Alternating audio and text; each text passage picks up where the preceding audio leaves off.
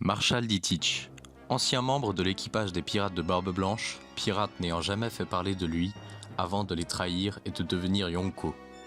Aujourd'hui, détenteur de deux fruits du démon, le Yami Yami no Mi ainsi que le Gura Gura no Mi, nous avons de bonnes raisons de penser qu'il en obtiendra un troisième.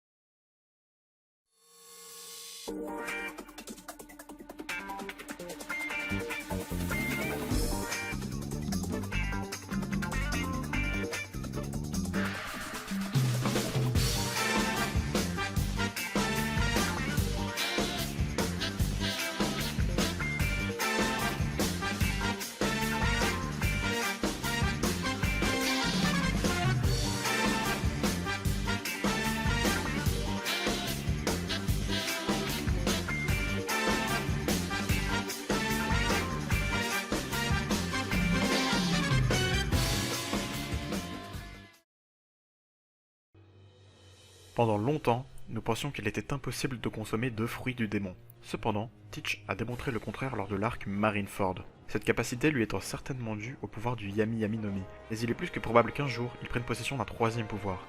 Et le fruit des ténèbres étant un Logia et le fruit des tremblements un Paramecia, nous imaginons que son troisième fruit sera un Zoan, dont il existe trois catégories, les classiques, les antiques, ainsi que les mythiques. Et ces derniers sont de loin les plus rares et les plus puissants. Kizaru les définit même comme au moins aussi rares que les Logia. Ils se démarquent par leur capacité parfois similaire aux Paramecia et aux Logia. Il y a donc fort à parier que Teach s'intéresse à l'un d'eux, et nous nous sommes demandé lequel. Nous n'en connaissons pas beaucoup, et il ne doit pas en avoir beaucoup plus que ceux que l'on connaît. Et parmi tous ces fruits, il y en a deux qui se sont particulièrement démarqués, et par leurs utilisateurs et leurs capacités. Le fruit du phénix, de Marco, et le fruit du dragon, de Momonosuke et Kaido. Et parmi eux, le fruit du dragon pourrait en apparence être le choix le plus judicieux pour Barbe Noire. Mais nous ne sommes pas fans de cette idée. On imagine mieux une scène à la fin de Wano, similaire à la mort d'Edward Newgate, mais avec Kaido. Et pour commencer, ce ne serait pas aussi intéressant que lors de la guerre au sommet, Kaido et Teach ne se connaissant pas. Et si cela devait arriver, lors de l'affrontement entre Barbe Noire et Luffy, ce sera la deuxième fois que le pirate au chapeau de paille sera confronté au dragon, ce qui, nous trouvons, rendrait le combat moins intéressant. Alors que dans le cas où Teach prendrait possession du phénix, Luffy sera confronté à un fruit qui par le passé a combattu à ses côtés. Mais au-delà de ça, nous avons listé les différents avantages qu'offraient ces deux fruits. Tout d'abord pour le fruit du dragon. Son utilisateur possède une très grande résistance, presque infaillible, ainsi que la capacité de pouvoir attaquer avec un très puissant souffle ardent. Il peut également se déplacer dans les airs en marchant sur des nuages qu'il crée. C'est un réel monstre de puissance. Quant au fruit du phénix, son utilisateur a l'invincibilité d'un Logia, n'étant sensible qu'au Haki, n'ayant pas de forme solide lorsqu'il est totalement transformé. Ces flammes ne sont pas dangereuses car elles ne produisent aucune chaleur mais sont un excellent moyen de défense, Marco ayant tout de même réussi à bloquer les attaques d'Akainu ainsi que de Kizaru. Ce fruit offre aussi une très grande mobilité, faisant partie des 5 seuls fruits du démon, hors Smile permettant de voler. Mais son plus grand atout est sa capacité régénératrice, lui permettant de se soigner et de soigner ses alliés pendant son utilisateur toujours plus invincible. Ces deux fruits sont parmi les plus puissants au monde, et il est difficile de définir lequel serait le plus intéressant. Mais il est clair que la puissance dévastatrice du fruit du dragon rend son utilisateur extrêmement redoutable en combat, ce qui est intéressant, mais pas forcément dans le cas de Marshall D. Teach. Il ne faut pas oublier qu'il possède déjà deux autres fruits. Il faudrait alors plutôt considérer l'alliance de pouvoir qu'offrirait chaque fruit mêlé aux autres. Et la puissance du dragon, atout principal de ce fruit, n'est pas forcément nécessaire à Barbe Noire. Ce dernier possédant déjà deux fruits le rendant surpuissant, le Gura Gura no Mi ayant permis, entre autres, à Barbe Blanche de se dresser au sommet de la piraterie. Étant suffisamment destructeur pour réduire une île entière à néant, ainsi que le Yami Yami no Mi, permettant d'engloutir une ville entière et d'annuler les effets des fruits adverses. Cette combinaison redoutable ne gagnerait que plus de puissance et de résistance avec le pouvoir du dragon, alors que le fruit du phénix, sans rendre Teach particulièrement plus puissant, pourrait combler ses rares faiblesses. Tout d'abord, le plus grand point faible du Yami Yami no Mi, le fait qu'ils doivent encaisser chaque attaque, contrairement aux autres Logia, permettant au corps de devenir ce que maîtrise le fruit. Et sa grande mobilité permettant, tout comme le dragon, certes, de s'élever dans le ciel, mais aussi de se mouvoir très rapidement et avec agilité, le rendant d'autant plus insaisissable.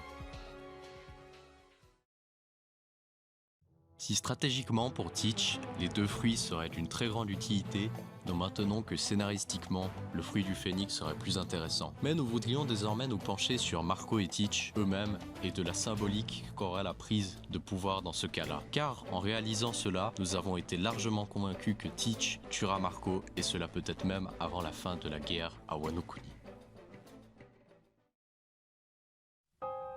Un jour, alors qu'il abordait une île, l'équipage des pirates de Barbe Blanche rencontra un jeune garçon qui ne pouvait dormir, nommé Marshall D. Teach. Ce dernier les rejoignit alors, vivant avec eux moultes aventures sur les océans. Mais un jour, il les trahit. En effet, Satch, le commandant de la 4e flotte de l'équipage, celle dont faisait partie Teach, avait obtenu un fruit du démon. Un fruit que celui que l'on appelle désormais Barbe Noire convoitait, au point de tuer un membre de son propre équipage. Et après cela, Portgas the Ace, frère de Luffy et commandant de la 2e flotte, partira à sa recherche dans le but de lui faire payer son acte.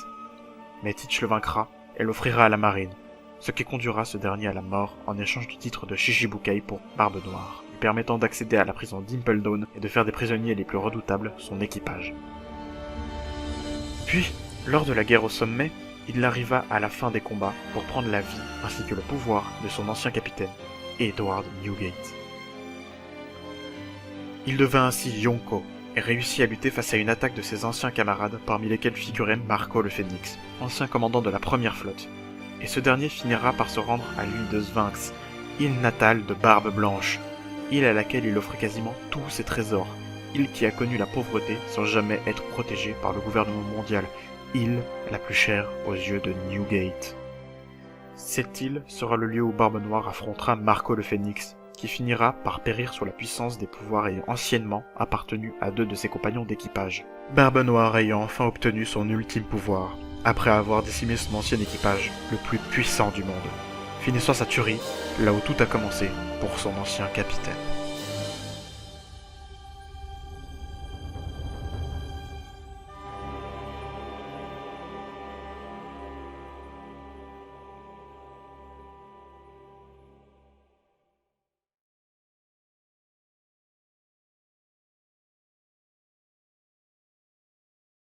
Eh bien, merci d'avoir regardé la théorie jusqu'au bout, pour commencer. Ensuite, je profite de la fin pour tout simplement eh bien, vous inviter à tout simplement, alors dans un premier temps, débattre sur la théorie, que vous soyez en accord ou en désaccord, ça serait sans doute très intéressant. Et tout simplement aussi de parler, pour vous donner votre avis sur la vidéo en elle-même, étant donné que c'est la première théorie qu'on fait, la première vidéo en tant que telle, sur cette chaîne. Alors sur cette chaîne on n'est pas tout seul, on est avec des amis, moi j'ai déjà fait quelques vidéos, mais ça n'a absolument rien à voir, le format est tout à fait différent, et ça nous intéresserait beaucoup de savoir s'il y a des choses que vous pensez nécessaires de modifier. Nous on a essayé de faire du mieux qu'on pouvait avec ce qu'on avait, donc on peut certainement faire mieux, mais il y a toujours des choses à améliorer, c'est évident. Donc je vous invite à en parler dans la section commentaires, et je vous dis à plus pour de prochaines théories.